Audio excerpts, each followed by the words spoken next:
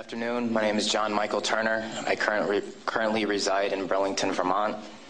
I served with Kilo Company, 3rd Battalion, 8th Marines as an automatic machine gunner. There's a term, once a Marine, always a Marine, but there's also the term, eat the apple, F the Corps. I don't work for you no more. That was John Michael Turner stripping his medals and ribbons from his chest and throwing them into the audience to the applause of attendees at Winter Soldier. Turner then went on to describe some of his time in Iraq. On April 18th, 2006, I had my first confirmed kill. This man was innocent. I don't know his name. I called him the Fat Man. He was walking back to his house, and I shot him in front of his friend and his father. The first round didn't kill him after I had hit him up here in his neck area. And afterwards, he started screaming and looked right into my eyes. So I looked at my friend who I was on post with, and I said, well, I can't let that happen. So I took another shot and took him out. He was then carried away by the rest of his family. It took 7 people to carry his body away. We were all congratulated after we had our first kills, and that happened to have been mine. My company commander personally congratulated me, as he did everyone else in our company. This is the same individual who had stated that whoever gets their first kill by stabbing them to death will get a 4-day pass when we return from Iraq.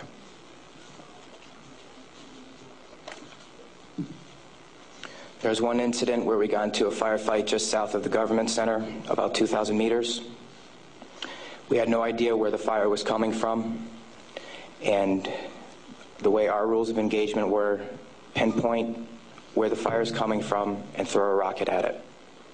So with that being said, we still didn't know where the fire was coming from, and an 84mm rocket was shot into a house.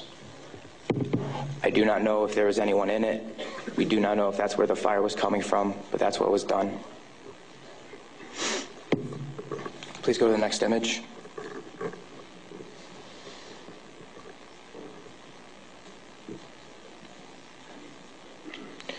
This man right here was my 3rd confirmed kill. As you can see, he was riding his bicycle. Later on in the day, we went ahead and we had CBS Laura Logan with us, but she was with the other squad. And so she wasn't with us. So myself and 2 other people went ahead and took out some individuals because we were excited about the firefight we had just gotten into, and we didn't have a cameraman or woman with us. With that being said, anytime we did have embedded reporters with us, our actions would change drastically. We never acted the same. We were always on key with everything, did everything by the books. The man on the bicycle, he was left in the street for about 10 minutes until we realized that we needed to leave where we were. And his body was dragged about 10 feet to the right of him, where his body was thrown behind a rock wall, and his bicycle was thrown on top of him.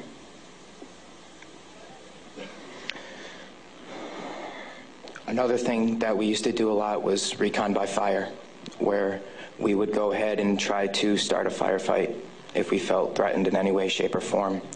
There's one particular incident where we were working with the Iraqi Army and the Iraqi Special Forces in downtown Ramadi, and with our squad and the Iraqi Army, there was also lieutenant colonels, majors, first sergeants, and sergeant majors.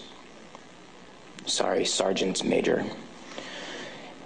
With that being said, the Iraqi Army would go into the house, kick in the doors, and then go ahead and shoot.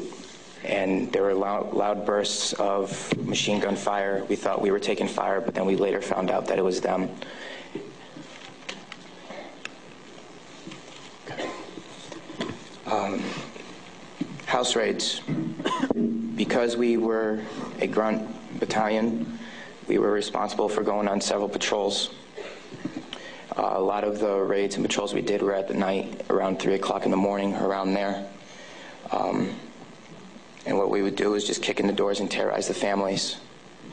That was an image taken around 3 o'clock in the morning through night vision goggles.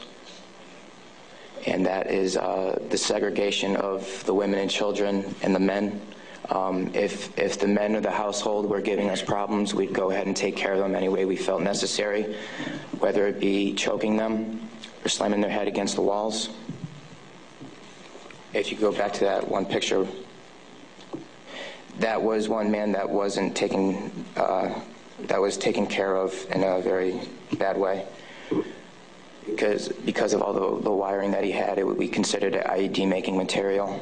On my wrist, there's Arabic for FU. I got that put on my wrist just 2 weeks before we went to Iraq because that was my choking hand. And anytime I felt the need to take out aggression, I would go ahead and use it. Please go to the next picture. Next. There's an instance of detainees and how they were treated in a nice manner. Next. That is the Fatima Mosque minaret. As you can see, it is written with bullet holes and holes in the top of it. Those were from mortars.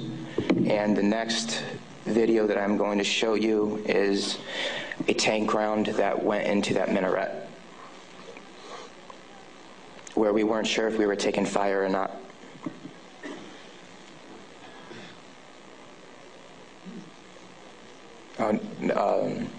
I'll talk about this one. This is after one of the guys in a weapons company had gotten shot. This is a way that we would take out our aggression. For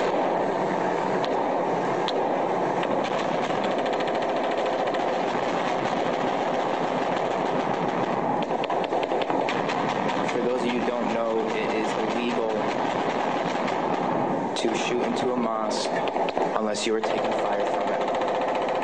There was no fire that was taken from that mosque. It was shot into because we were angry. Okay, please play the next video.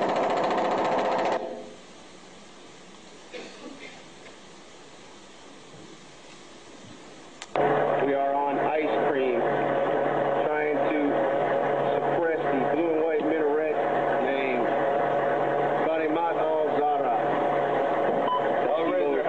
Go ahead and take another tape around that building over. That's that mosque door.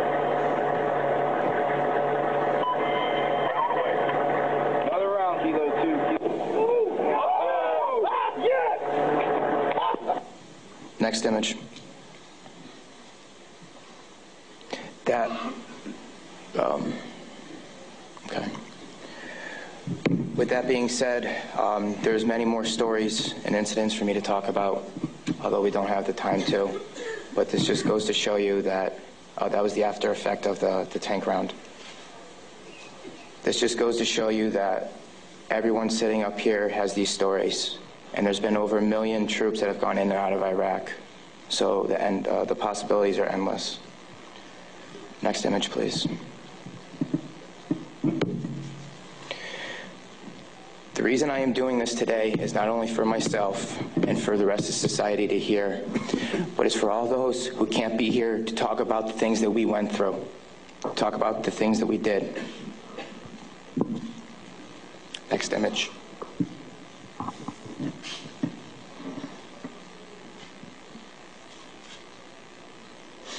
Those 4 crosses and this memorial service were for the 5 guys in Kilo Company, 3rd Battalion, 8th Marines that we lost. Throughout our unit, we had 18 that got killed.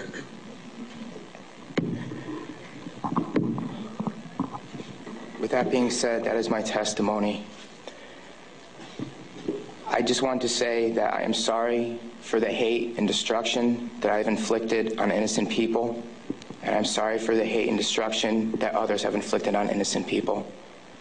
At one point, it was okay, but reality has shown that it's not, and that this is happening, and that until people hear about what is going on with this war, it will continue to happen and people will continue to die.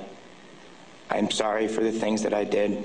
I am no longer the monster that I once was. Thank you.